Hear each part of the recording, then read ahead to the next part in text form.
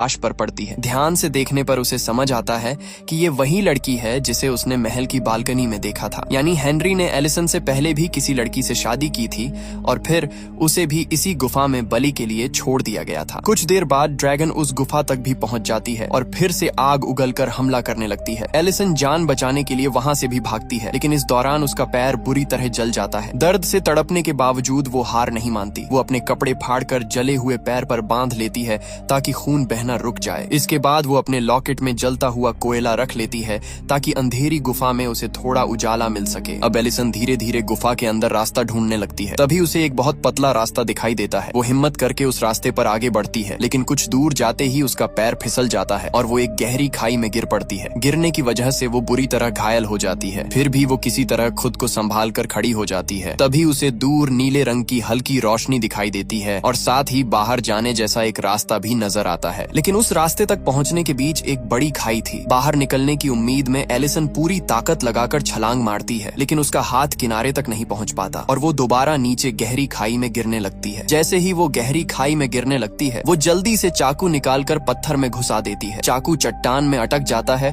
और किसी तरह उसकी जान बच जाती है। फिर वो उसी चाकू का सहारा लेकर धीरे धीरे ऊपर चढ़ जाती है। इतनी चोट लगने के बाद भी एलिसन हार नहीं मान रही थी। खाई के दूसरी तरफ पहुंचने पर उसे कई अजीब कीड़े दिखाई देते हैं जिनके शरीर से नीली रोशनी निकल रही होती है। एलिसन उन चमकते कीड़ों को कपड़े में इकट्ठा करके एक छोटा सा लैंप बना लेती है ताकि अंधेरे में उसे रास्ता दिखाई देता रहे। अब वो फिर से गुफा से बाहर निकलने का रास्ता ढूंढने लगती है। चलते चलते उसे बर्फ से ढका एक हिस्सा दिखाई देता है जहाँ से पानी नीचे टपक रहा होता है। वो बर्फ के नीचे खड़ी होकर पानी पीने लगती है, लेकिन तभी अचानक बर्फ की दूसरी तरफ ड्रैगन दिखाई देती है। वो अपनी आग से पूरी बर्फ पिघला देती है और धीरे धीरे नीचे आने लगती है। ये देखकर एलिसन डर जाती है और तुरंत वहां से भागने लगती है। भागते भागते उसे नीचे जाने वाली एक बहुत पतली गुफा दिखाई देती है। वो जल्दी से उसके अंदर घुस जाती है। गुफा इतनी संकरी होती है कि ड्रैगन उसके अंदर नहीं आ सकती थी। कुछ देर बाद वो गुफा के दूसरे हिस्से में पहुंचती